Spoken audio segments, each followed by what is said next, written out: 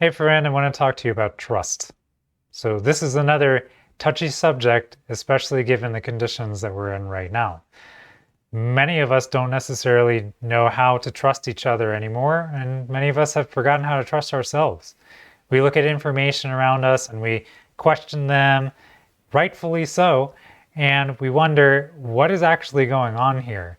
And it creates a situation where we don't have solid foundations to cultivate relationships where we can collaborate, we can come to terms, we can understand each other, and we can make things better in the future. How do we overcome this lack of trust? Well, we have to abandon our cynicism and our blind optimism.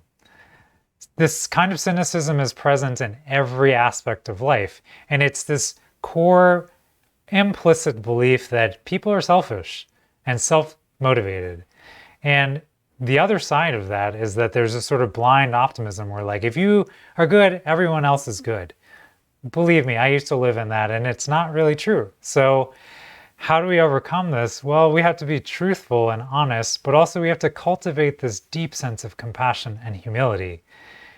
The fact is, we're part of this larger container that makes it possible for everything to exist. There's billions of years of history that support us being here right now.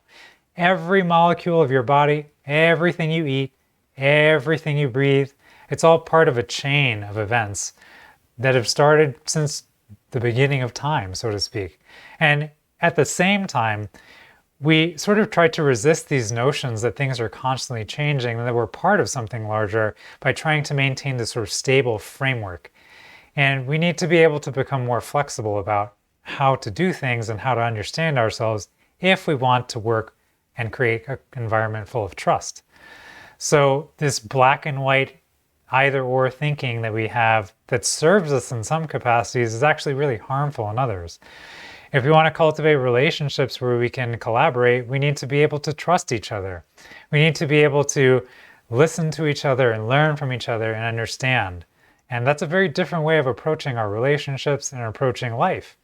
So we need to cultivate this kind of openness that allows us to be both willing to take a stance when we have to and make decisions, and willing to be wrong and to be curious and to find out, is this accurate?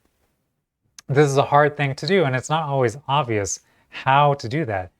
But our spiritual practices support us in doing that, because every time you show up for yourself, you get to question your own thinking. You get to look at it and examine it and ask, where does this come from? How does it make me feel? What would it be like if I didn't have this? And this is a process.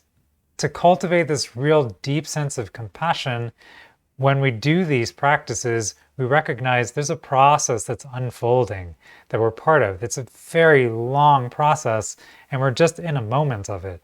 And when we give ourselves this gift of compassion and spaciousness, we can start to loosen and recognize we don't necessarily know where things are going, but we do know that if we keep showing up, we'll find out.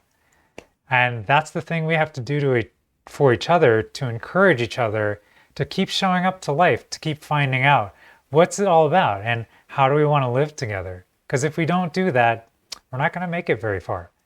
So my encouragement to you, if you want to cultivate an attitude of trust, is let yourself recognize where you're slipping into these tendencies of cynicism or blind optimism, because those push and pull dynamics don't really help us to feel present and in a place where we can actually show up and respond to things.